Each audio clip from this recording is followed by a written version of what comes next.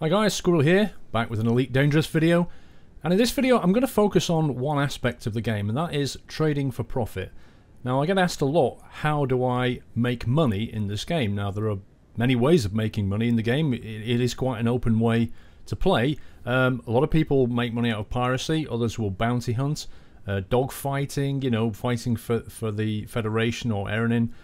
And then there's trading, and trading is perhaps the most pacifistic, if that's a word, the most combat avoiding way of making money, I would say. I'm going to show in this video roughly the thinking that goes behind making the decisions that make you money, and I'm going to show you a website that will help you to make that decision as well. Trading is essentially a combination of things. It's a combination of the kind of craft that you have. So that dictates the jump distance that you can make across the galaxy. That's one factor. The other factor is the cargo capacity, which is how much storage you can take in the back of your ship. And the final aspect, of course, is the amount of money that you've got available, because that dictates your spending power. That's how much you can actually spend on various prices of goods, if you like. Some goods, obviously high value goods, will have more of a profit margin than the cheaper ones. So how do you go about making decisions? Well, I'm going to show you an example in a second, but I want to just show you something quickly. I'm in a Lakon Type 6 transporter, and my transporter has 100 cargo capacity, so I can carry 100 units of something. But one of the more interesting aspects is in fact the galaxy map. I expect that your galaxy map does not quite look like my galaxy map. Why have I got so many lines on my galaxy map? Basically, these are showing the jump connections. My Lakon Type 6 transporter has quite a long jump drive range, and that opens up more connections to me. Now that's important when I'm trading, because when I'm deciding where to fly to, all of a sudden from this particular station I can fly to many more places in one jump, which then obviously opens up more possibilities of destinations and therefore the potential profit margin I can make. If I go to my navigation tab up here, another important aspect is the cargo mass. So the more weight you carry, the fewer jump destinations you will have. So don't ignore that aspect. Make sure when you're looking at this galaxy map and thinking about where to go, make sure you max out this. I would carry 100 tons or 100 cargo units, and that shows me now how far I can jump with all of that mass.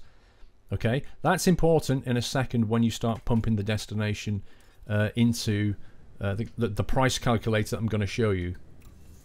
If you come into the starport services, obviously the main thing that you're going to be looking at is the Commodities Market, which is this. There are a plethora of things that you can buy and sell. The prices are fluctuating. Not all things are available in the station you're at. How the heck do you make sense of it? How the heck do you know where to go from, where to go to, what stuff you should buy, what your profit margin is going to be, and most importantly of all, I found, is making the decision about when to upgrade your ship. So you're going to start off with a Sidewinder. The next thing you're going to likely buy is a hauler. But once you've got that hauler and you've made a bit of money over here, at what point do you need to think about, you know, I've got enough money now, should I buy a bigger ship? Obviously, when you upgrade a ship, you want to make sure you've got some money left to buy cargo to fill the ship up to get more profit. And you'll find that the thing takes off exponentially. Money will breed money if you do it right. And pretty soon you'll end up with quite a few credits. I'm now going to show you the decision process that I went through when I had a Cobra Mark III and I was thinking about upgrading to a Lakon Type 6 Heavy. And I sat there and I thought, how do I make this decision? How do I know when to spend my money? How do I know when I've got enough credits left in my bank after buying a Lakon Type 6 Heavy that I will be able to now make more profit on a run than I'm currently doing in a Mark III Cobra? And you can use the same logic when you're moving from a Sidewinder to a Cobra, a Sidewinder to a hauler, hauler to the Cobra, Cobra to the Type 6, and so on. The same decision process, the same scientific analysis you can apply to this. Now bear in mind there are many variables in this game, and prices change all of the time, and you may find more profitable routes between various systems than I did. Always take into account your jump drive and use common sense, but prove what you're going to do by using the price calculator that I'm now going to show you. So I've got a Cobra Mark III, and 149,000 credits. This ship has a cargo capacity of 36, and I'm wondering to myself, is it time yet to upgrade to a Lakon Type 6, which has a cargo capacity of 100? Well, let's run some numbers. If we go into the shipyard, I can buy a Type 6 transporter for 86,000 credits. That's going to leave me with approximately, doing some mental maths, 64,000 credits to play with. Okay, so if I upgrade, I'll have 64,000 credits remaining as opposed to 149, but I would have 100 cargo capacity instead of 36. So should I carry on with the Cobra Mark III, or should I upgrade to a Lakon Type 6 Heavy? In order to answer that question, we're going to switch over to Slopey's calculator and we're going to run some numbers. So let's start off in All-In and let's fly to Ibutis. So I'm currently in All-In, going to fly to Ibutis. Currently I have 36 cargo capacity and 149,000 spending power. The most profitable thing I can buy is this, the terrain enrichment system. I can fill up my cargo with 36 and I can make a profit of about 25,000. Very nice. What about the return journey? Well, let's swap this, and you can see going back from my Ibutis to All-In, I shall have a profit of 5,700. So the total profit there is about 30,700. Okay, 25 plus 5.7, about 30,700. What if instead I have a cargo capacity of 100, and I have a cash capacity, this is the money that I had left after buying the Lakon Type 6 Heavy, of 64,000. Well, it turns out that my journey from Ibutis to All-In will net me 16,000, and my return journey will net me 28,000. So I'm carrying completely different things now. I'm carrying medicines and computer components as opposed to, what was it, agricultural stuff and computer components.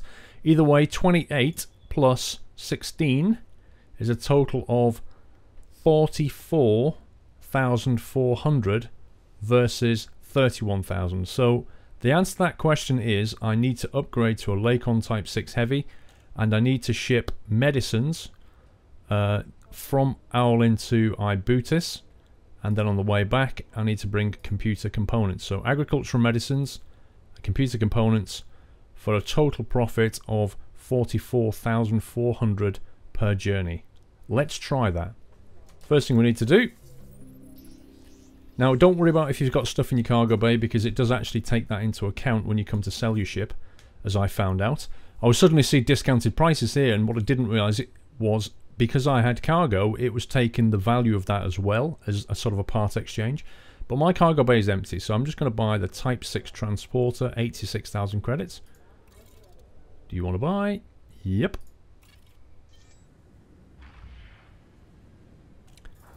Here we are. In the Euro Truck equivalent of a spaceship. 100 cargo capacity, Lakon Type 6 Heavy. This thing's going to fly like a tank. It actually looks a bit like a tank. 100 capacity. Let's go into Starport Services. And down to, you see we've got 60, well, we've got 63,000. So we're close. And we want to be taking, was it agricultural medicines, I think it was. Let's just double check that. Yep, agricultural medicines for price of 653, and we can buy about 97, 98, something like that. Cargo bay full.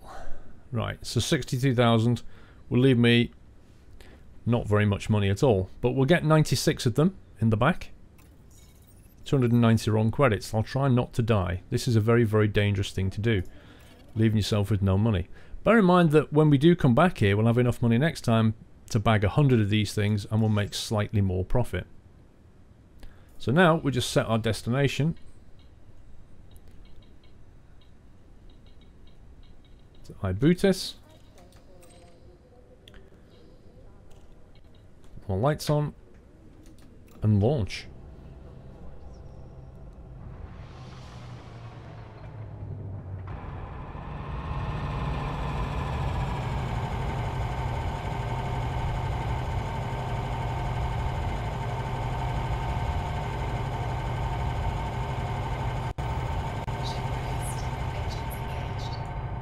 I'm glad we got away from there. It was beginning to sound like a diesel engine.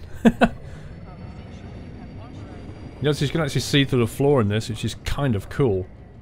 It's very cool, in fact. And the ship's just hogging the entrance. In fact, I'm going to put maximum shields on through here. Divert all power to systems.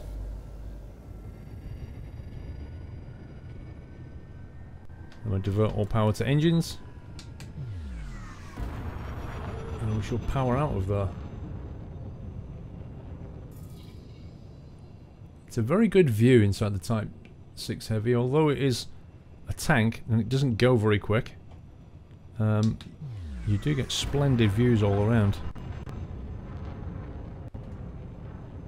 Reminds me of being sat in one of those gun ports on a Lancaster bomber. Drive charging. Where you have all-round window visibility. You know, the sort of gun turrets you used to see on the Millennium Falcon, that kind of thing. Reminds me of that.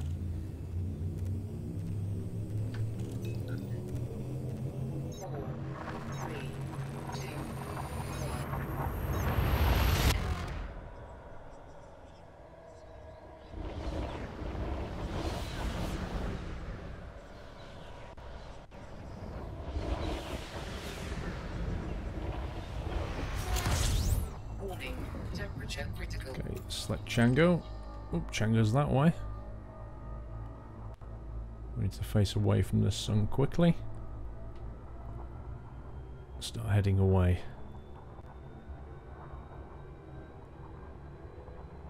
We need to get out the star's gravity well. Then we'll start picking up speed.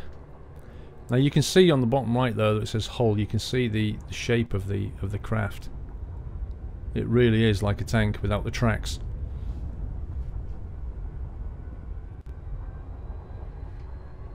Maximum throttle.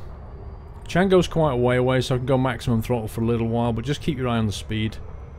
You don't really want to get over about 20 times the speed of light, because then it will rapidly approach. I throttle back a little bit now. Get the marker in the blue zone. You see how the marker turned blue? That enables the onboard flight computer to kind of do a cruise control for you, so it is actually slowing me down automatically so I don't overshoot Chango Dock. Now if you look over here on the left, you see my speed coming down and my distance coming down. When the bar gets into the distance blue marker, that's when I'll be able to disengage. But if you don't keep it in the blue zone, then you'll have to manually adjust your speed and bring it back, and quite often you'll just overshoot basically. So, Chango being the very Earth-like planet.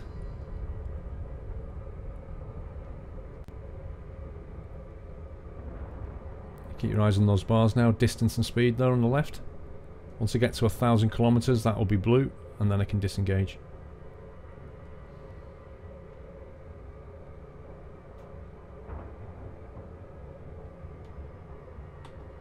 And there we go.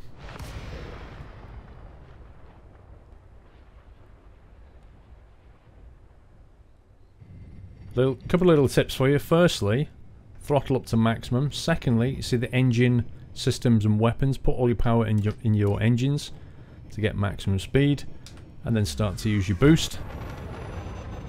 Now, where's the entrance? Simplistically, I know that it's at the bottom. The reason I know it's at the bottom is because the top is spinning clockwise, and the top should never be spinning clockwise. It should be spinning counterclockwise. So as you look at the entrance to one of these stations, it will always spin counterclockwise if that's the entrance. So I know that the entrance is down here. And sure enough, I can start to see the billboards. Chango Dock, request docking. Pad 11. Request granted. I now want to put my power back into balanced. And another little tip, now put all of your power into systems. That'll do a couple of things. One, it'll make sure you don't come in here too quickly, because you'll travel a bit slower because you've reduced power to engines. Secondly, it means you've got more power going to your systems, so if you do take a bit of a bash, either through your own faults or perhaps due to another player, you'll have all power in systems for maximum fuel recovery time. Or rather, minimum fuel recovery time. But you see how it's rotating counterclockwise now as I look at the entrance? That's the important aspect. Now, pad 11 is here, right below me. Oh, throttle back. Throttle back. Okay, landing gear and landing lights deployed. I'm going to have to come back a bit. Use my vertical thruster to bring me down a bit. Can't see the pad right now. There we go.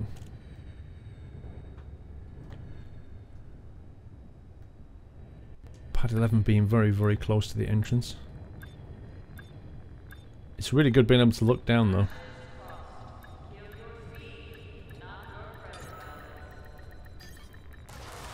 Almost had it. Back a bit. There we go. Docking successful. Engines disengaged.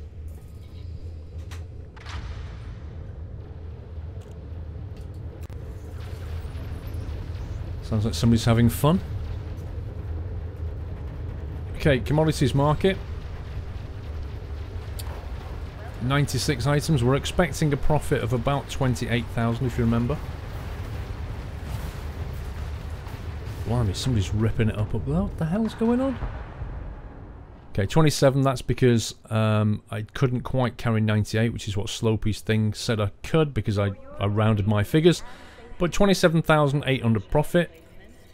And on the way back, if you remember, now we've got a balance of 90,000.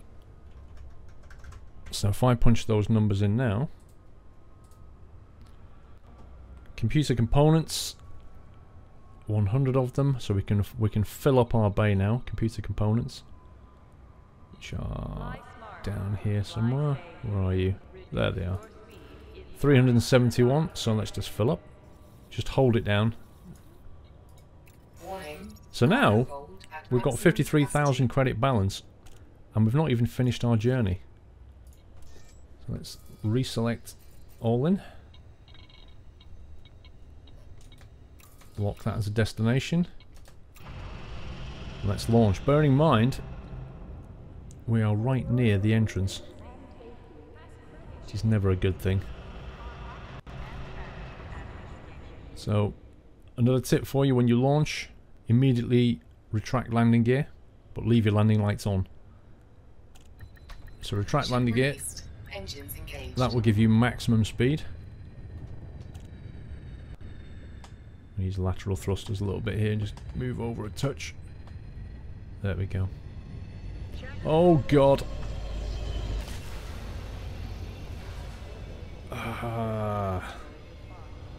Didn't think he was quite that big. Two big boys going through the same door. It's never going to be pretty. Anyway, you see the power's still on shields, on systems. So now I'm going to change that. Power that up to engines. Landing lights off now. And let's just thrust away from there quickly. Never hang around near the starport entrance. Good things do not happen. So 2 boosts to get us away. By the time we do the 3rd boost, we should be just about ready to make the jump. There we go. And finally, rebalance your systems so that you've not got all of your power in your engines, because you just don't need it when you're super cruising.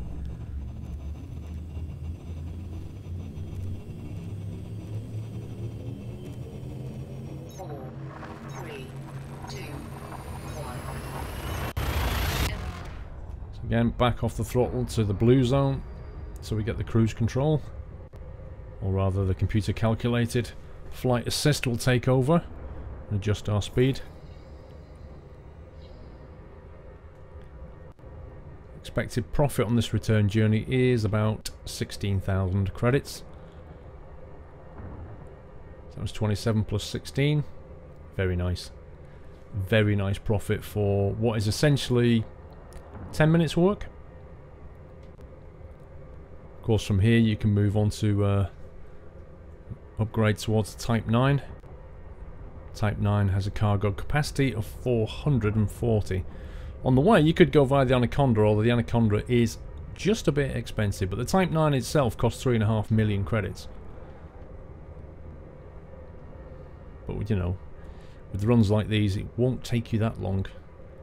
And of course, you need to keep your eye on things, because as your credit goes up, suddenly you'll find that the price calculator will get a different profit, perhaps more profit out of something else. So once you can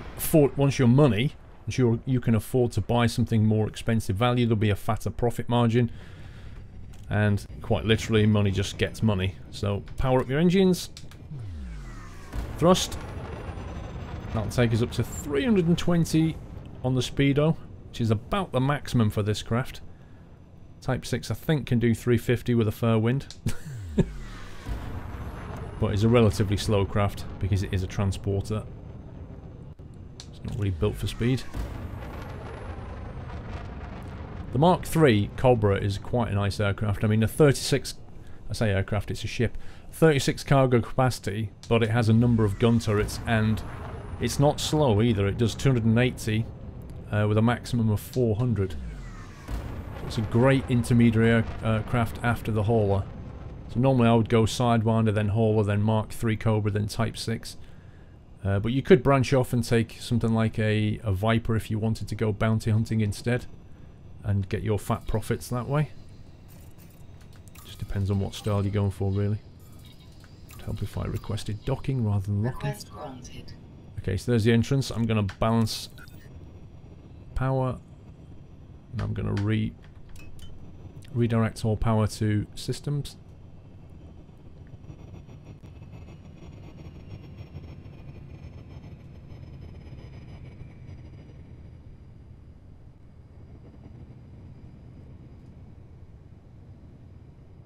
Let's orient myself correctly.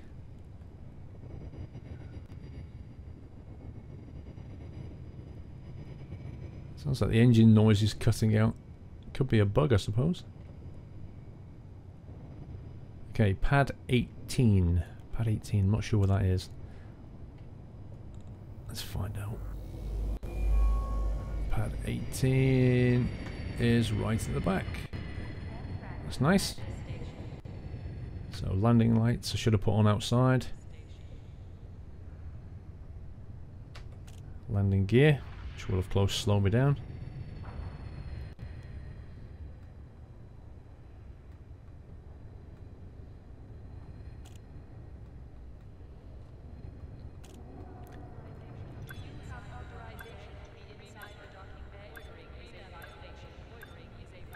Loitering is a violation, remember that.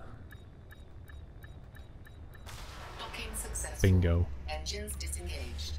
Having that view down really makes things very, very simple when it comes to landing.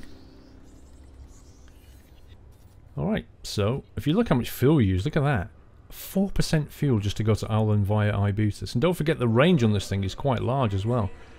I'm not sure what the distance is. I think Type 6 is something like 28 light years. It's a monster. Like a Cobra Mark III can only do about 9 light years. This can do about 28, I think. Huge range. Can jump for days. Right. 100. 16 grand profit, sir? Yes, please. Thank you very much. There you go. So we just went from our start-time balance of, what was it, about 63? Straight to 106. Rinse and repeat. Now if you go back into the shipyard, so whenever you fancy it, you can always now get money back, basically. Sidewinder for 184,000 minus, so if I wanted to I could sell this thing and get money back. I could downgrade to a hauler, I could downgrade to a Viper, so if I want to go, because currently in Elite Dangerous you can't have more than one ship. Soon you will be able to, but for now I could drop down to a Viper, get 93,000 credits back, put a lot of weapons on there, and go out shooting other ships and stealing their cargo. It's up to you. But for now I can't afford an upgrade.